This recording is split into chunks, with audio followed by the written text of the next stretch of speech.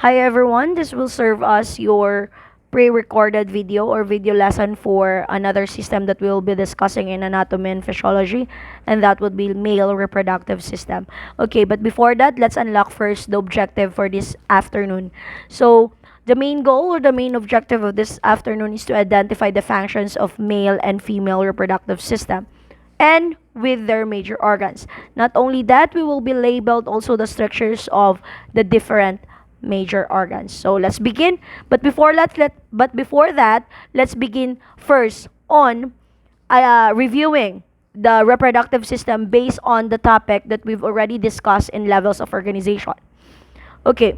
Again, let's unlock first what is the purpose of having a male and female reproductive system. So the main purpose of having a male and female reproductive system is we've already know it this one, to continue the human species by the means of production of offspring. Why? Because this kind of system is the one who actually give emphasis with the production of another new offspring because of the formulation of what? Or because of the formation of gametes. Okay? When we say male and female reproductive system, it's basically produce a gametes, and that gametes will serve as your sperm and egg cell.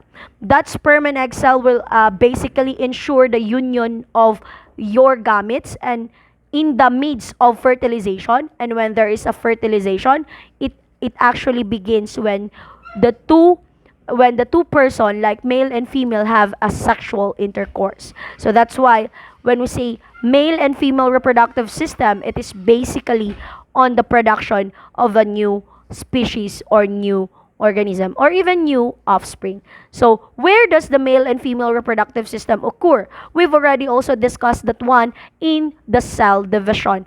If our mitosis or the process mitosis is basically focused on the body cell, when we say meiosis, these are the occurrences of the sperm and egg cell. Okay, meaning to say, when we say meiosis, these are the process where our gametes formulated. Okay, so what happened to the gametes what happened in the gametes in the meiosis. So basically in meiosis, it produces a gametes which are the sperm or egg cells. So as we all know that in the meiosis, one cell is with the diploid number of chromosomes, which is 46 for humans. I've already discussed that one, and divided twice to form 4 cells, each with the haploid number of chromosomes. When we say haploid number of chromosomes, it is 23. So basically, to begin with, to form another offspring, we need 23 pairs of chromosomes by the female female cell or egg cell, and 23 pairs of chromosome from the male cell or the sperm cell to have or to formulate what? 46 chromosome or another new species. So that is basically what happened to the meiosis if the occurrence of the gametes is being settled or produced. And what happened? Of course, there are processes that to be unlocked or included. Number one is the spermatogenesis. When we say spermatogenesis, we've already know this one in meiosis pa, yung discussion natin doon. I'm just giving you a review. In spermatogenesis, this is basically a process of meiosis by which it takes place in the testes. Okay, testes is the site or the place of your sperm production. Okay? So within your testes, you can formulate again another term, and that term is called seminiferous tubules. Seminiferous tubules is the one who actually give emphasis to your spermatogonia or containing a spermatogonia. Your spermatogonia is from your immature cell or stem cell. When your stem cell or the immature cell manufactured another matured cell, it begins to generate a sperm. It happens where? In your seminiferous tubules. Okay? Then, after in the seminiferous tubules, in seminiferous tubules, it contain what? Spermatogonia. That spermatogonia, again, as I've said a while ago, is your immature cell or your stem cell. And when that immature cell manufactured a matured cell, it will help to generate the sperm. Okay? That is the help of seminiferous tubules. In generating a sperm, of course, gametes, what happened to gametes? Gametes will form. In the formation of the gametes, in that time, it will regulate a hormone. So basically, when the gametes form, regulation of hormone begins. What typical hormone is being occur in spermatogenesis? These are the follicle stimulating hormone, or also known as FSH. This is basically located at your anterior pituitary gland. Why? Why we're talking about pituitary gland that belongs to endocrine system? Because we're talking about hormones. Huh? Okay, we're talking about hormones. So basically, in spermatogenesis, the first hormones that being produced is the follicle stimulating hormone, or the FSH. That follicle stimulating hormone is located in the anterior pituitary gland. And what happened to that follicle? It initiates what? Sperm cell, or production of sperm. Okay? So that is what happened to the follicle stimulating hormone. Again, when the follicle stimulating hormone formulated or being produced, it initiates sperm production. Not only that, another hormone another hormone will produce again, and that hormone is called luteinizing hormone. Why? It has another hormone? Because if the sperm is being matured, or the sperm is already been matured, it is what they call this? It is called, or it is the help of luteinizing hormone. Okay? Luteinizing hormone, or also called as LH, is basically can be found also in your pituitary gland. Okay? So, and also, just to have a trivia again, please be reminded that your sperm production begins at puberty. So, what particular age is that? 10 to 14 years of age. So, meaning to say, you have your sperm production is being matured already if your age is from 10 years old to 14 years of age. Of course, if there's spermatogenesis, of course, there's also oogenesis. Oogenesis is the process in meiosis for egg cell, for the girls, for the women. So if the egg cell form, it is called as oogenesis.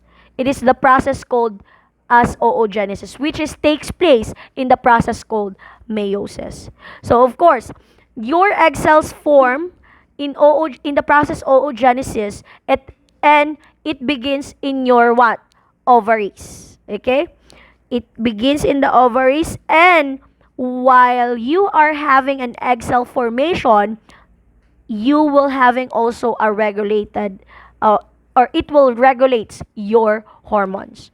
Once it will regulate your hormones, production of hormones is being occur again. What kind of hormones is that? This is the follicle stimulating hormone.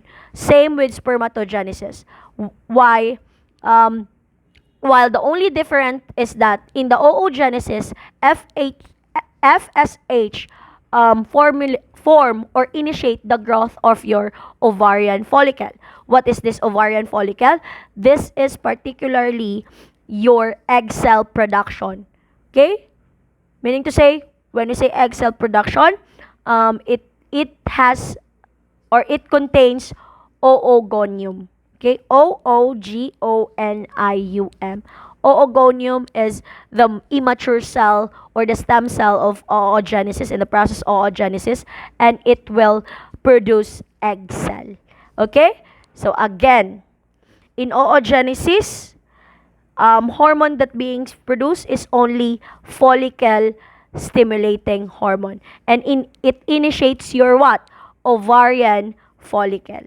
Okay? So The production of ova or your egg cell begins in puberty also from the range of 10 to 14 years of age. It is continuous until our menopausal. So, what particular age ang menopausal ng babae? We have 45 to 55 years of age. Okay? So, that is the process that being occur in meiosis from the means of gametes or sperm and egg cell. So, I hope that you've already understand what is the process to begin with before we proceed to the productive system or to each productive system. What are those? Let's start first to the male reproductive system. So, male reproductive system consisting of testes and a series of ducts and glands. Why? Because if we're talking about a genitalia, we will talking about hormones. And hormones is being produced by the gland. In my references, when we say male reproductive system, it is basically can be found or it is the genitalia of a man, okay? Which has a components or major organs called abdomen, pelvis, and perineum. Okay, it is basically in that area or located in that area in your abdomen, pelvis, and perineum. So that is male reproductive system. So let's discuss what are those major components. We have the testes, TES, epididymis, ductus deferens, and ejaculatory duct on each side, and the urethra and penis in the middle line. So these are the major organs of male reproductive system. There are also 3 types of accessory glands that is actually associated with the system. What are those? We have a single prostate, a pair of seminal vesicle, and a pair of bulbourethral glands. Okay? Okay. What is the purpose of having 3 types of accessory gland in a male reproductive system? The main purpose of having this gland is to secrete fluid that enter your urethra. So that is the main purpose. And of course, it also facilitate your sperm transfer to the female genitalia. Okay? So that is the purpose why we will be tackling about the types of accessory glands, which is your prostate, the seminal vesicles, and bulbourethral glands. So that is the purpose. Number 1 is to secrete, this is the gland, or these are the glands which actually secretes fluids that enter the urethra. And the major function of accessory glands or these 3 glands is to facilitate your sperm and transfer it to the female genitalia. Okay? So these are the major function, the major components of male reproductive system and the accessory glands that being associated in the system. So let's see the description, or let's see the illustration. So this is basically a illustration of male reproductive system having their parts. Okay, isa-isahin natin yan. Okay, so now let's start with the scrotum. Okay, what is scrotum? Scrotum is basically the outpouching of the lower part of the anterior abdominal wall.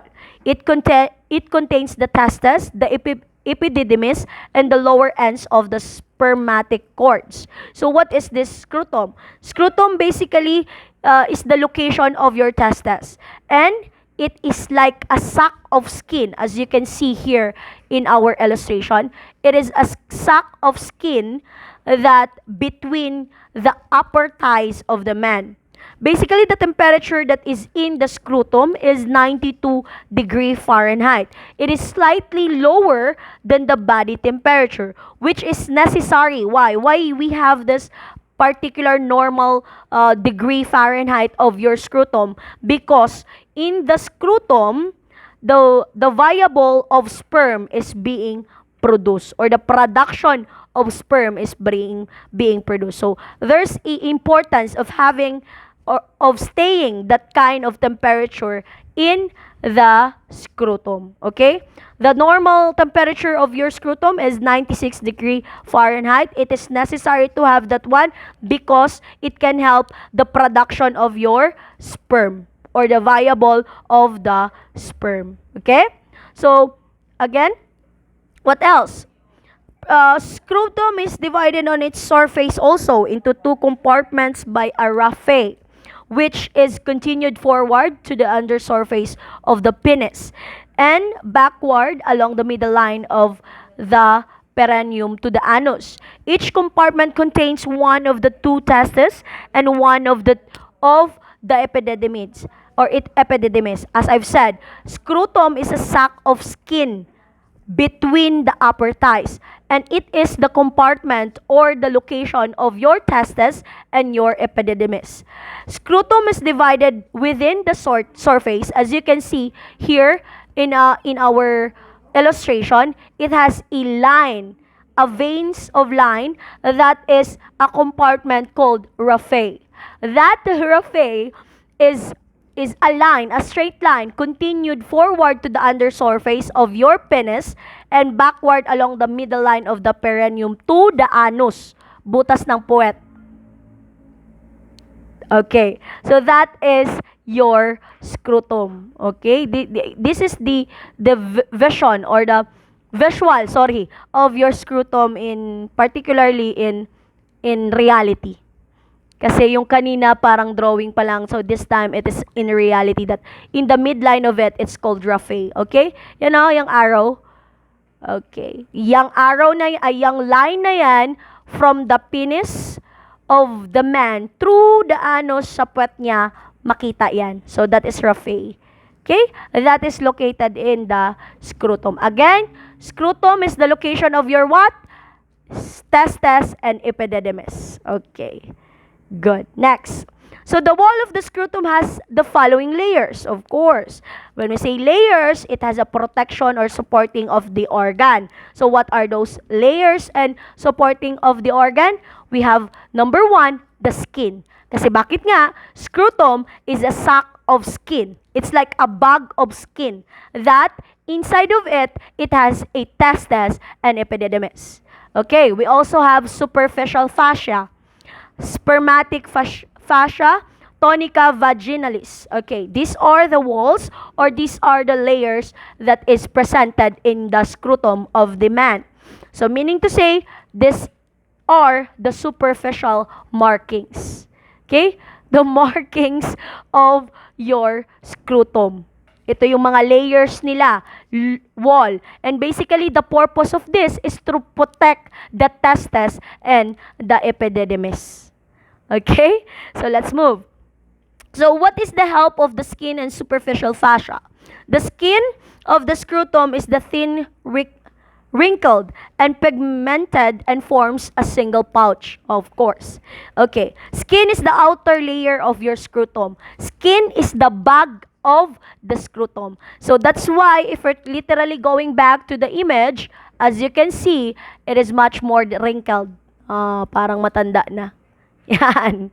So that is the skin of your scrotum. Okay. Why the scrotum has a wrinkled from the image of it? Kasi it's very flexible. So meaning to say, it is a sack of a bag that can flex. So that's why it's wrinkled. Okay? So kaya ganito yung visualization ng scrotum. Okay? Going forward or moving forward. And a slightly raised ridge in the middle line indicates the line of fusion of the two lateral labioscrotal swelling. So that is the raphe. So in the skin of the scrotum, you can see also, or it is visible also to see the raphe or the middle line of the skin. Yan na yung from the penis throughout to the anus or sa puwetan ng lalaki. So that is raphe. So another purpose of superficial, another layer, this is the continuous with the fatty and membranous layers of the anterior abdominal wall. The fat is replaced by smooth muscle called the dartos muscle. So this is innervated by sympathetic nerve fibers and is responsible for the wrinkling of the overlying skin. So, superficial now is the tissue or the membrane of your skin. It is responsible also why the scrotum can flex, while the scrotum has wrinkled in its visual. Okay? Bakit nakikita nating wrinkled si scrotum? Because of the membranous layer of it and that is superficial fascia. Okay. So, another way or another layer naman is the spermatic fascia. What is this? This is another layer which lies beneath the superficial fascia. So there are types of each side. Number one is external spermatic fascia. When we say external, it belongs outer, sa labas. It derived from the aponeurosis of the external oblique muscle. So, basically, we're talking about the layers, ha? We're talking about the tissue membranes of the scrotum. Why the scrotum is wrinkled in description? Why the scrotum can flex? Because of them, because of these walls. So in spermatic fascia, we have two ways. External spermatic fascia, it belongs to the outer layer, and it usually produced by the external oblique muscle. Number two is the cremasteric fascia. Cremasteric, if there's an external, yung labas, there's also in the inside of it, and that is called internal spermatic or cremasteric fascia. When we say cremasteric fascia, it is a oblique muscle, and internal spermatic fascia, it derives the fascia of transversalis. Okay? So basically, internal spermatic and cremasteric fascia is somewhat belong to one another because it is basically on the internal oblique muscle. Okay? External spermatic fascia belongs to external oblique muscle. Cremasteric fascia, it belongs to internal oblique muscle, including the internal spermatic fascia. Okay?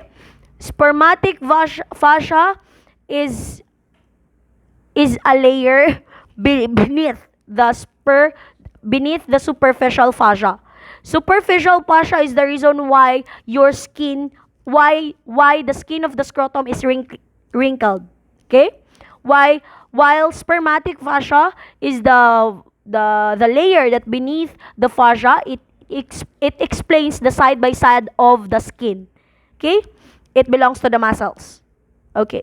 Then lastly, we have tunica vaginalis. This lies within the spermatic fascia. Why? Because it covers the anterior, medial, and lateral surface of each testis. So that is the layers of scrotum. Number one, skin. Skin is the outer layer of your scrotum. It is a sac or a bag. It is usually wrinkled because scrotum can flex, or scrotum is very flexible. That's why it is wrinkled. What is the reason why the scrotum or the skin of the scrotum is wrinkled? Because of superficial fascia. Okay? Superficial fascia is the one, or a certain fat that can be a smooth muscle, and it is the reason why the skin that overlying in the scrotum is wrinkled. Then, if we're trying to figure out the side-by-side layer of the skin in scrotum, it is called spermatic fascia. If we're trying to figure out what is external, it is external oblique muscle. It's called external spermatic fascia. If internal oblique muscle, it is called cremasteric fascia. And also, it included the internal spermatic fascia because it belongs to internal oblique muscles. And if we're trying to figure out the beneath of spermatic fascia, or covers the anterior, medial, and the lateral surface of each testis inside the scrotum, that is basically the layer of tunica vaginalis. Okay? So that was the layer in the scrotum. Okay, let's move forward. So these are the vision of the scrotum from the given illustration. Okay? So this is particularly the part of it. Okay? Next. So we have lymph drainage of scrotum. What is this lymph? Lymph from the skin and fascia, including the tunica vaginalis, drains into the superficial inguinal lymph nodes. And what is the reason why the lymph node or our lymph drain, or the lymph of the scrotum, particular in men, drain? What is the reason? Of course, the reason is to boost the immunity and transportation of the waste product. So, meaning to say, particularly in the scrotum, there is so-called drainage. And that drainage is very important. Why? Because it helps you to produce your waste products. Okay? And also, it boosts the immunity of the man. That's why lymph should be drained in the scrotum. Okay? So that is particularly the reason why there is drainage in the scrotum. So where or what is the location of the drainage? Of course, it is located in the lymph from the skin and fascia, and it included the tunica vaginalis, drains into the where superficial inguinal lymph nodes. Okay, this is basically can be found in the lymph nodes. Okay, so again, why scrotum or why lymph drain in the scrotum? To boost the immunity of the guy or of the man, and aside from that, to transport what? To transport a waste product. Okay, so the drainage help the scrotum to transport waste products or waste materials inside the male genitalia. Okay? So that is the reason why there is a drainage of the scrotum. Okay. So now let's proceed to another major organs of the male genitalia, and that is the testes. Okay? We've already done knowing the scrotum or the sac or the bag skin of the testes and epididymis. Now let's proceed with testes. Testes has ellipsoid shape. Testes develop in the abdomen and move before birth into the scrotum. The left testis usually lies at the lower level than the right. So, what do you mean by ellipsoid shape? Okay, basically, if you're trying to figure out or explain what is the shape of ellipsoid, it is like an oblong. Okay? It is a surface that can be obtained from a sphere or circle, but it's not a typical perfect circle. It's like an oblong surface. Okay? So that is testis. As you can see in the picture, cover line by visceral layers of tunica vaginalis. This is your testis. Here. Yan. Yung parang egg na it's like a perfect, not a perfect circle, but it's an oblong. So that is your testis. Okay? So basically, the main function of the testis is to produce a storing sperm. Why? As I've said, going back to the production or to the process meiosis, spermatogenesis is located to your testes. Why? Because testes is the site or the place where your sperm being produced. Okay. Storing of the sperm, production of the sperm that is in the testes. Okay? So that is the major function of your testes. So let's move to another slide. So testes are covered by the following. Oh, yes. Number one, a closed sac of peritoneum or a layer is called tunica vaginalis. Tunica vaginalis is also presented in the scrotum. No. Diba? Why? Because as I've said, scrotum is the outer layer of your testes. Scrotum is the bag of your testes. So in the layer of the scrotum, it is presented the tunica vaginalis. The layer or the outer layer of that is the tunica, and the inside of that is your testes, which is actually originally connected to your abdominal cavity. So that is the another covered or layer of your testes. Number two is it is covered also by the fibrous capsule, which is called tunica albuginea. What is this layer? Or this is a kind of fibrous capsule, meaning to say, when we say fibrous, it is a layer of connective tissue, meaning to say it is for support and protection of your testes. So that is the two covered layer of your testes. Number one, the tunica vaginalis, which is presented in your scrotum. Why? Because this is the medial, anterior, and outer layer of your scrotum that basically protects your testes. And next, we have the fibrous capsule or another covered, which is tunica albuginea or albuginea. Okay? So that is the covering or layers of your testes. Let's move. So these are basically just a description or illustration of your testes. Okay, so now let's proceed to identifying the surface. So in the inner surface of the capsule is a series of fibrous septa that divide the interior of the organ into lobules. Lying within each lobule are 1 to 3 called seminiferous tubules. Going back on what I've said a while ago, seminiferous tubules is very important because it contain what? Spermatogonia. Okay? The tubules open into a network of channels called reed testes. So, small efferent ductules connect the reed testes to the upper end of the epididymis. That's why in the scrotum, epididymis and testes is somewhat connected because of the network channel. And that network channel is called reed testes, which can be present or located in the tubules, which is called seminiferous tubules. That seminiferous tubules again is contain a spermatogonia. When we say spermatogonia, this is the reason of having the immature cell or the stem cell, and it would lead to generating the sperm or the maturity of the sperm of what? The male genitalia. Okay? So that is the inner surface or the another function or major function of the testes. Okay? Next. So another visualization of your testes and with their parts. May isa-isa din natin yan. Okay. So, along to the testes, as I've said, in the scrotum, in the bag or the sac of your skin, the internal of that is the epididymis and the testes. So, let's proceed now to the testes.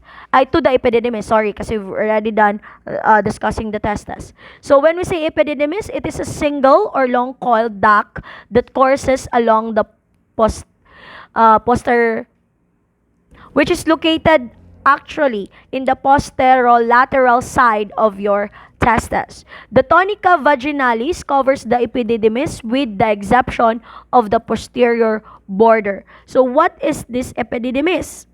Okay, so the major function of your epididymis is somewhat attachment of the testes. So epididymis is attached to the testes, and they will produce what? Sperm or sex gland. So that is the reason why epididymis and testes is somewhat connected to one another. Okay, what particular size of your epididymis? So epididymis is like a tube here, as you can see. It's like a tube. Then basically, if we're trying to figure out a tube, so the normal size of your epididymis is from 20 feet to 6 meter long. That is coiled on the posterior surface of each testes. Coiled, anchored, connected to your testes. Okay? So that is epididymis. So the normal size is from 20 feet to 6 meter long. What else? Usually, your epididymis covers also the outer layer of the skin or the scrotum, which is the tunica vaginalis. Okay? Sorry. So here, so these are the structural form of epididymis divided into three, sorry. The head, body, and tail. As you can see here, the layers that is being coiled, parang DNA, that is your epididymis. So this is the head of your epididymis, the body of the epididymis, and the tail of the epididymis. So that is the structural form of your epididymis. So again, it is coiled, so meaning to say it's like a DNA. It has a structural form like head, body, and tail. So it surrounds your testes. So epididymis surrounds the testes, and the outer layer of the epididymis is the cover layer, and that is called tunica vaginalis. Okay, so now let's proceed to the components or distinct components of epididymis. Let's start with the efferent ductules. Efferent ductules, which form an enlarged coiled mass that sits on the posterior superior pole of the testes, and it is usually formed on the head of the epididymis. So, meaning to say, the head or the structural form of head of the epididymis is called efferent ductules. It is somewhat the large coiled incise that sees the posterior and superior pole of your testes. So what is the purpose of having the efferent ductules? So when we say efferent, or the purpose of efferent ductules, is basically from the word itself, efferent, meaning away from. So it carried the clean fluid away and back to the bloodstream, where it helps form a plasma. So that is called efferent ductules. So there is also another terminology that to be unlocked. When we say efferent, it is away from, or carrying clean fluid away from the going back to your bloodstream. Pero pag sinabi nating afferent ductules, it is towards. So there are two ways, but in the epididymis, we only have efferent ductules, because efferent ductules is the head of your epididymis. Okay? Next, if there's a head, there is also a body and a tail. It is called true epididymis. True epididymis is a single long coiled duct into the efferent ductules, all drain, and which continues inferiorly along the posterolateral margin of the testes as the body of epididymis, and enlarged to form the tail of epididymis at the inferior pole of the testes. So basically, the true epididymis is connected to your efferent ductules, or the head of the epididymis. Why?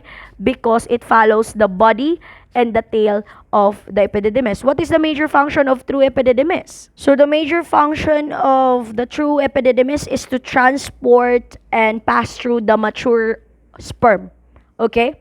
So that is the major function. That's why it is basically connected to the body and tail, because it is preparing for the production of maturity of your sperm. So that is true epididymis. Okay. So again, when we say epididymis, it has three components or distinction or structural form. We have head, body, and tail. So in Latin word, when we say head, it's called caput. When we say caput, it spells as CAPUT, which is head.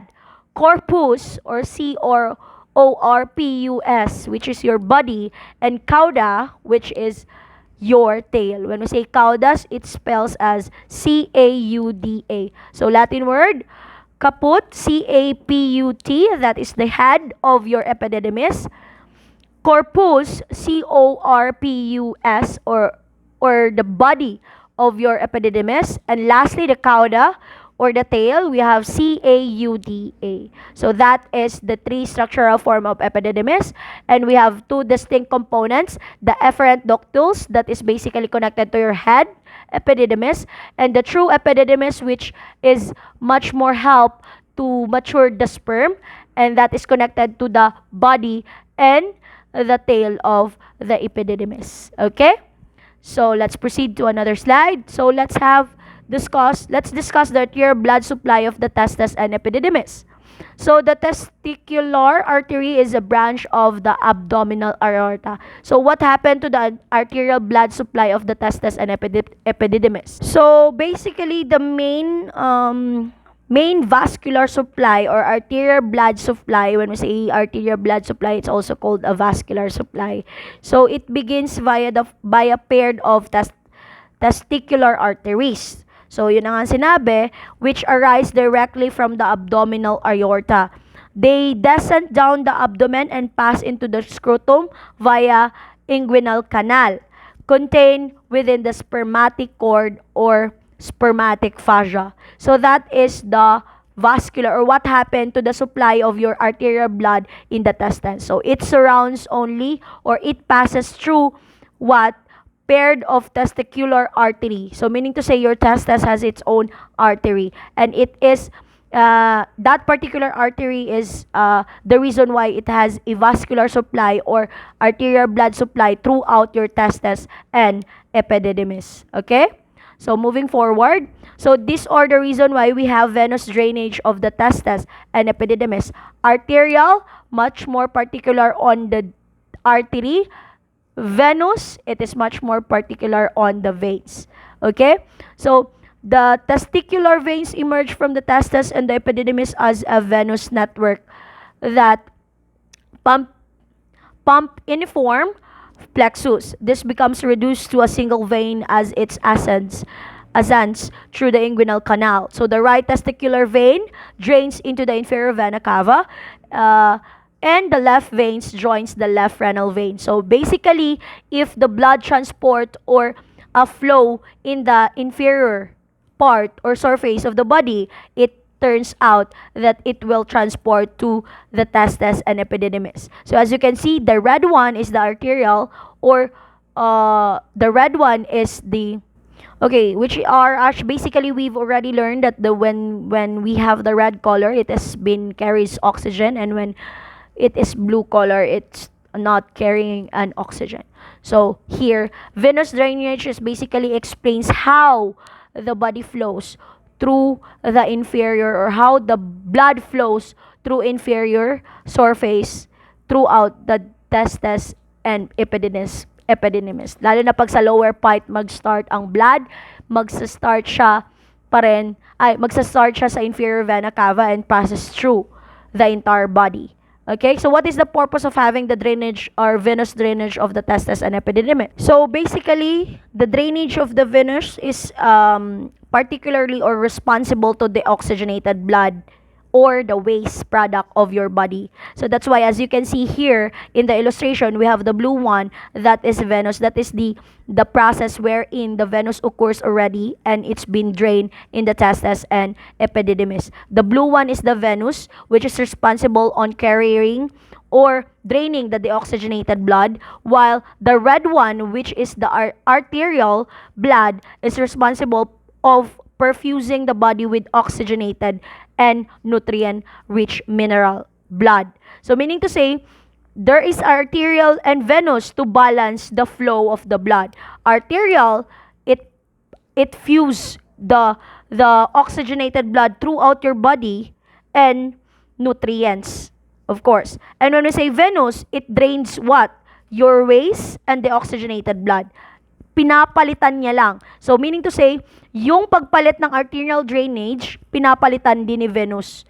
Pag alis ng deoxygenated, yun din ang pagpasok ng oxygenated blood. Did you get it? So, that is the reason why there is an arterial drainage of testes and epididymis and venous drainage of testes and epididymis. Arterial, responsible of perfusing the oxygenated and brings back the nutrients-rich blood. While venous drainage, it is responsible by excreting the deoxygenated blood with the waste product that come from the testes and epididymis. So that is the reason why they have a drainage. Okay? So that's it. Let's move. So again, we also have a lymphatic drainage of the testes. This drainage is much more particular on your para-aortic lymph node. So what happened to the lymphatic drainage of the testes?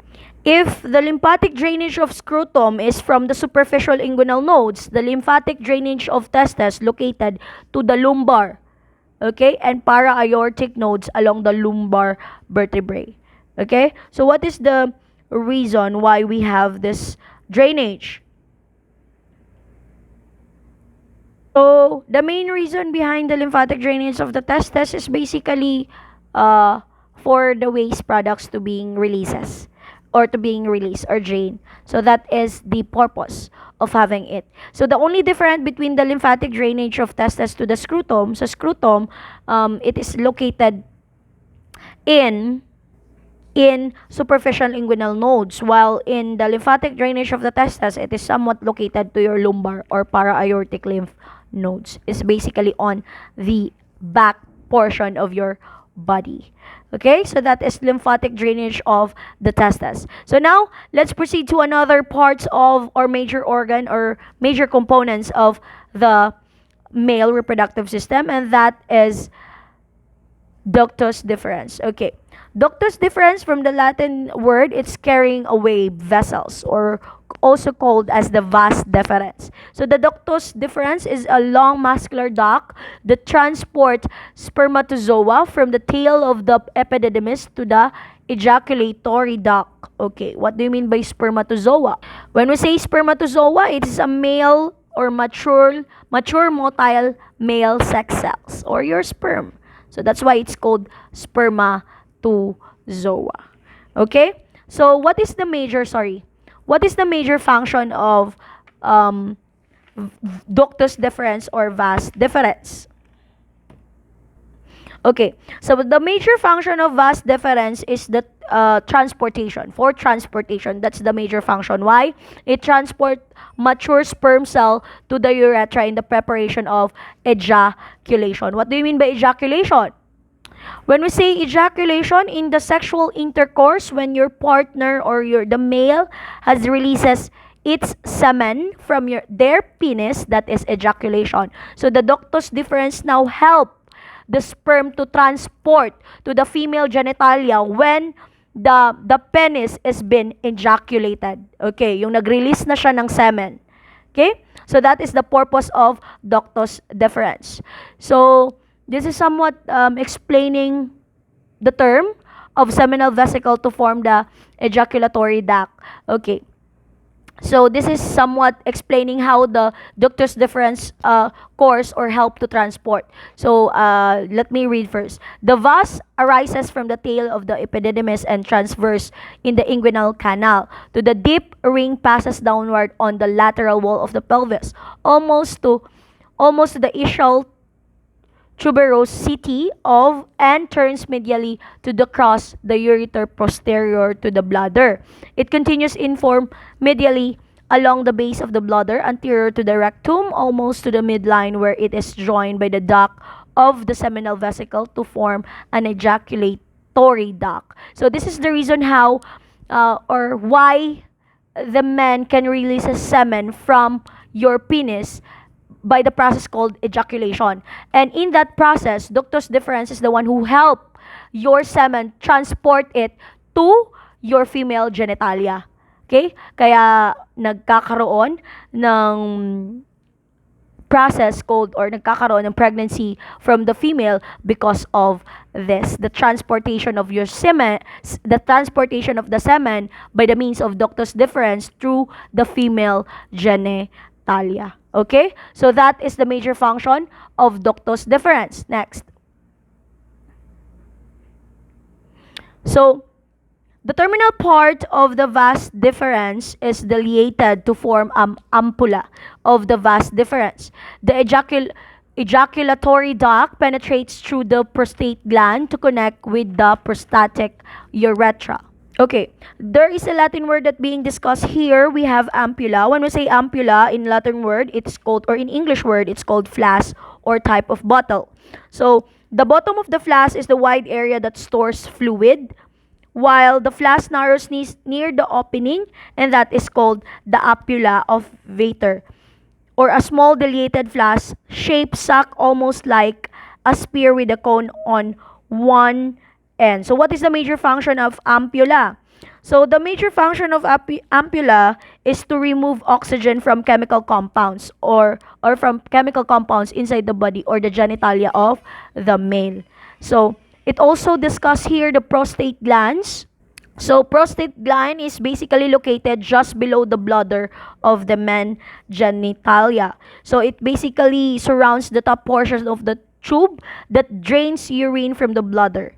So the major function of it is to produce fluid and nourishes the transportation of the sperm. So that's why in the ejaculatory duct or in the ejaculation process, it penetrates through the gland called prostate gland, because prostate gland also help the semen or the seminal fluid to transport in the female genitalia.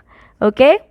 So that is another way on explaining what is ductus deferens. So since ductus deferens is the one who actually give guide or transport to the semen of the man and transport it to the female genitalia, what is seminal vesicle? So let's connect it to the semen itself. When we say seminal vesicle, it is an accessory gland of the male reproductive system. The seminal vesicle are two lobulated organs about particularly the normal size, 2-inch to 5 centimeter long, lying on the posterior surface of the bladder. What is the purpose of having seminal vesicle? So the main purpose of seminal vesicle or these two small glands is to store and produce the majority of fluid that makes up the semen.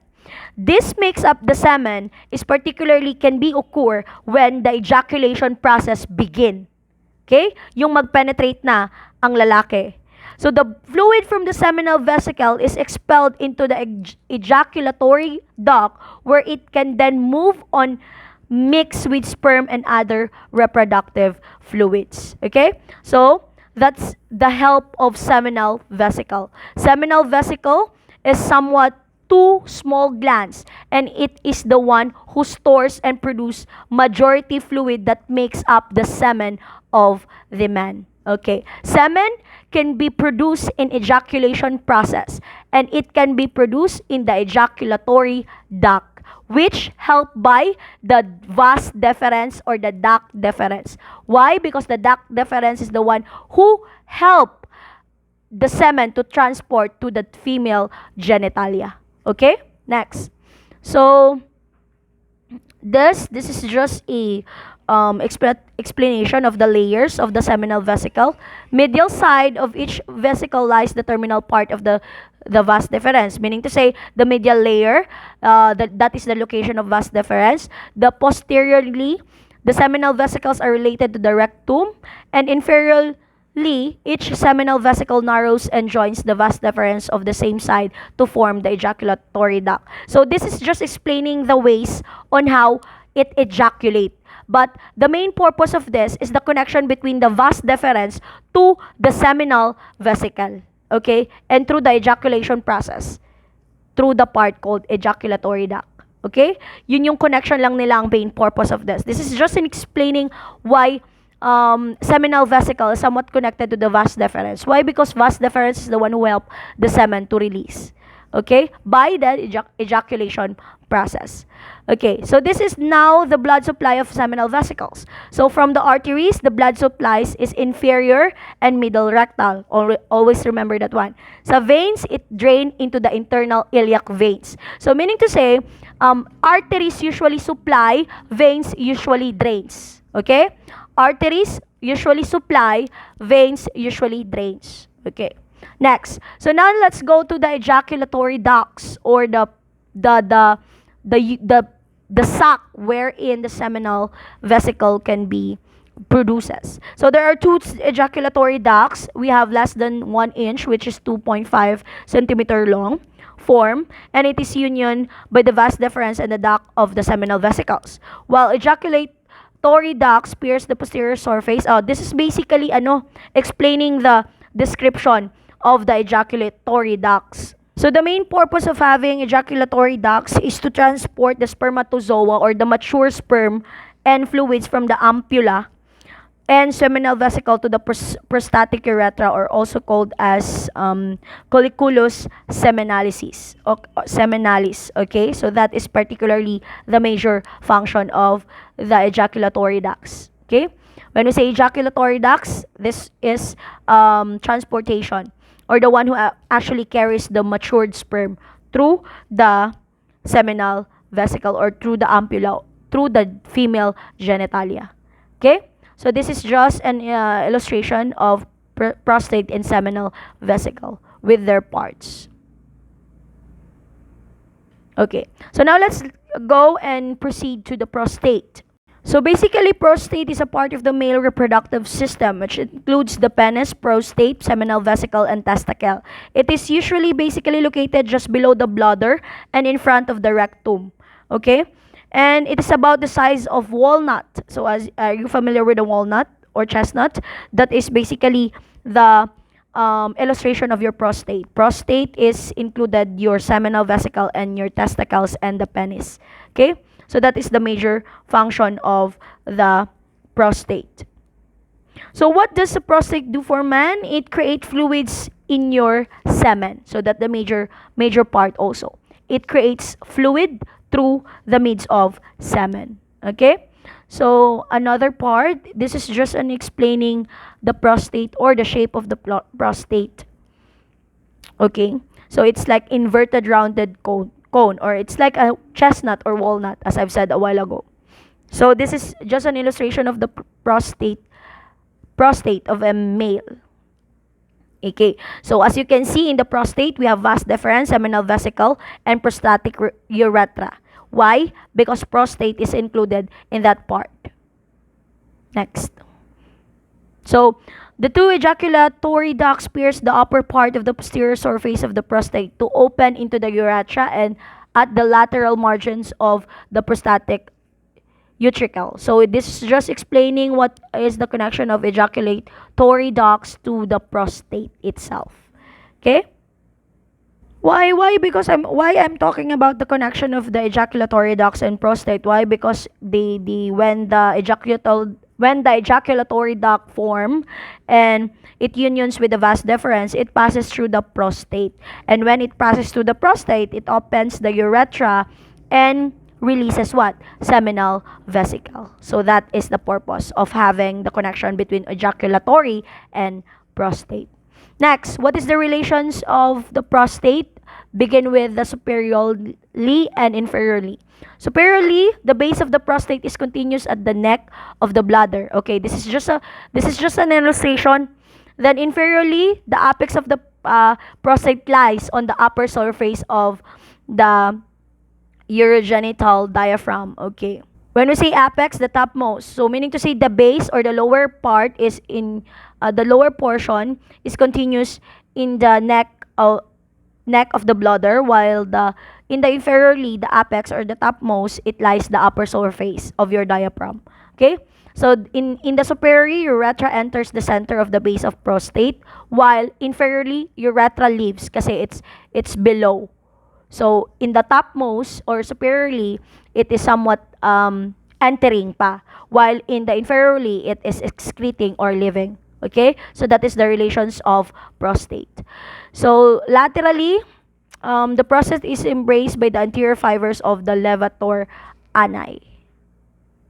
When we say levatory ani, this is actually a complex funnel shape that composed of muscle or some smooth muscle components. Okay, so that is the relationship or the relations of the prostate throughout the connectivity of the male genitalia. Okay, so this is just the structure of prostate. So you will just read it because it is just a structure from inferiorly or superior fascia to the prostatic venous plexus lies between the fibrous capsule and prostatic sheath.